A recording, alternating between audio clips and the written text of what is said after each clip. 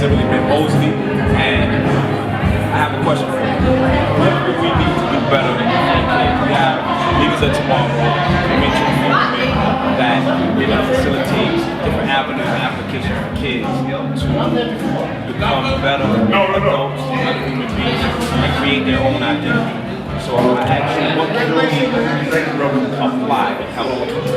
Thank you. We talked about what we have, in my district we've had no buyback program. We also had projects expanded expunged so many small outstanding loans that many of our young people had in their hands.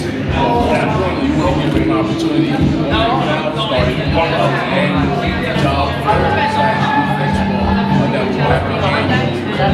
Will take place January 24th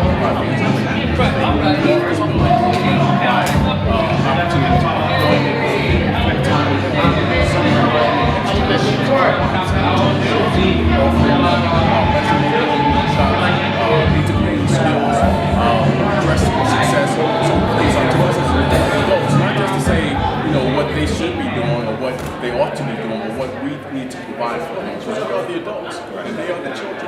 And they're looking to us for leadership most importantly than them to find leadership within themselves. So ultimately we know every child might start at the same place, but they're not all at different places in their lives. And it's up to us to provide them with the opportunities no matter where they are in their lives so that they can succeed and put themselves in the best possible position to have a successful and productive life. Right. So my next question is, what do you think about the justice system and how our kids are being manipulated through the justice system?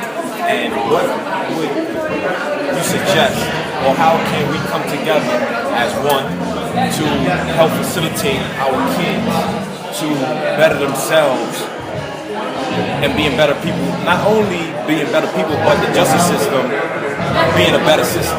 Well, the justice system can only be a better system if us as legislators make the necessary steps to change not only the criminal justice system, but the juvenile court system and the family court system. And we also understand that it's necessary for us to understand that we cannot continue to have impediments that are put in beside or in front of our children that will keep them from having productive lives. So the ability to expunge records that they've had when they were in juvenile, the ability to not be treated as an adult when they're in trouble as a youth or juvenile, the ability to have advocates and to have legislators and lawmakers at their disposal to talk about some of the things that are prevalent amongst their peers.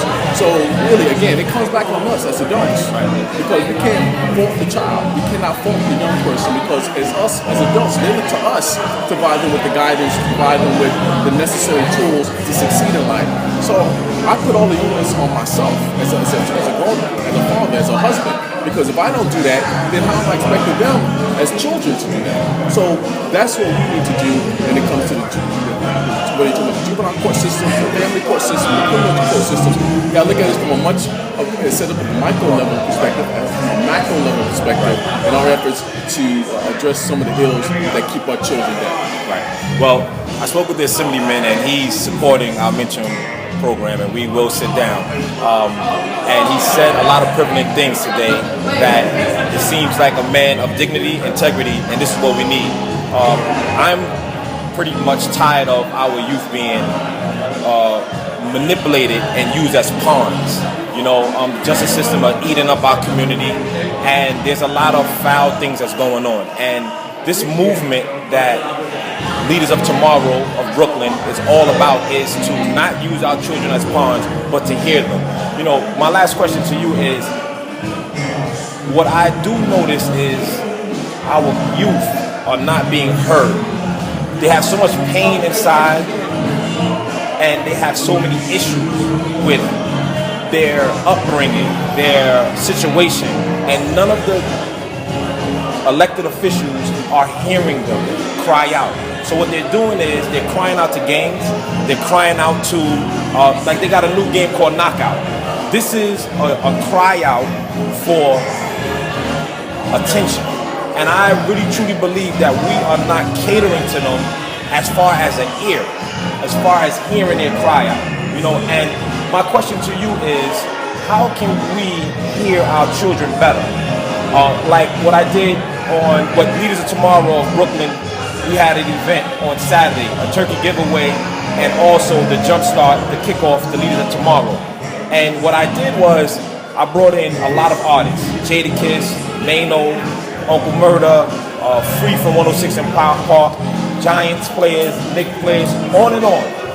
And the reason why I did that is to close the gap between the hip hop community and the church, because there's a disagreement in between them. And we have to not make these young kids do what we want to, but we have to speak their language. So your question is? My question to you is, how can we facilitate an ear to our youth?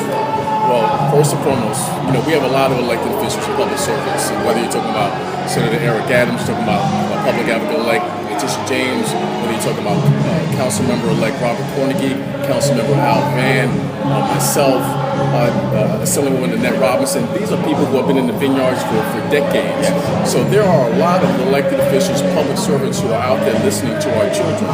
Two, I don't want our children to think that the only people that they can listen to are artists and athletes, because clearly, we are all individuals, we're all human beings, we all have our flaws, we all have our things that keep us back from being the best people we want to be. Right. But I also want to understand is that our young people need to understand that regardless of what situation you're going through or how you're going through it, to attack and to assault people who are innocent is not the way to express yourself. And we will not.